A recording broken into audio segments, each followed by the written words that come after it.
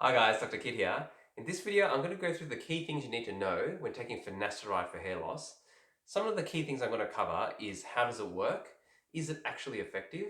How long are you supposed to take it for? And what are the key side effects to look out for when taking this medication? So finasteride, otherwise known as Propecia or Proscar, which are common brand names that is sold under, is a medication that's used to treat a specific type of hair loss, male pattern balding, or the medical term for this is androgenetic alopecia. So how does it work?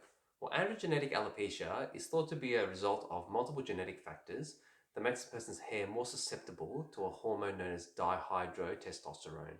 Dihydrotestosterone is a more potent form of the hormone testosterone and is actually converted from testosterone by an enzyme known as 5-alpha reductase. How finasteride works is by blocking this enzyme 5-alpha reductase and therefore reducing the levels of dihydrotestosterone in the body and also in the scalp. So how do you take it? Well, finasteride comes in an oral tablet with the typical dose being 1 milligram. It's taken once a day and can be taken with or without food. So is finasteride effective? Well, I like to give my patients honest patient expectations when it comes to the effectiveness of this medication.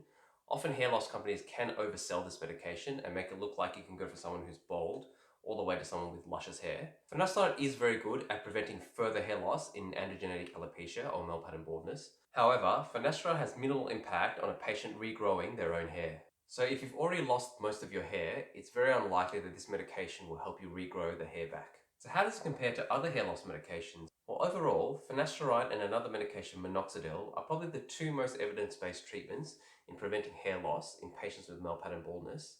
And often when hair companies sell you some sort of product, it's usually one or the other of these medications or both of these medications in a combination tablet. So how long do you have to take finasteride for? Well, firstly, in terms of its effect, it's really important that it needs to be taken for 3 months before any effect is noticed. Therefore, you need to take for at least this time before you determine whether it's something that's working for you or not. If you do find it's working for you, you usually have to take this medication indefinitely because unfortunately, if you stop the medication, levels of the dihydrotestosterone will increase again in the scalp and usually you revert to losing hair again. By the way, if you're really liking this content, make sure that you like and subscribe to the channel. It really helped me out a lot. So if you have to take this medication for the long term, what are the side effects? Well, most men actually tolerate this medication quite well, but the common side effects can include erectile dysfunction, reduced libido, and gynecomastia, which is breast enlargement. Research studies show that these side effects occur in approximately 1% of men that are taking finasteride. These side effects also tend to resolve when you stop the medication. With regards to the long-term use of finasteride, there does not appear to be any major serious side effects. However, there has been comments sometimes about prostate cancer.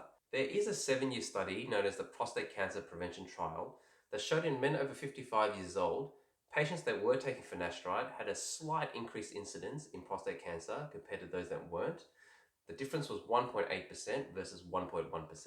This study was also on patients taking 5 milligram finasteride, which is usually used for benign prostate hyperplasia or enlarged prostate symptoms, which is 5 times higher than the dosage that's used for hair loss. Can women take this medication? Well, actually, this medication is contraindicated in women of childbearing age. I have seen the odd dermatologist use this medication in postmenopausal women, but this is quite rare. So they are probably the key things that you need to know when taking finasteride for hair loss. If you found this video helpful, make sure that you like and subscribe to the channel. It'll really help me out a lot, and I'll see you in the next video.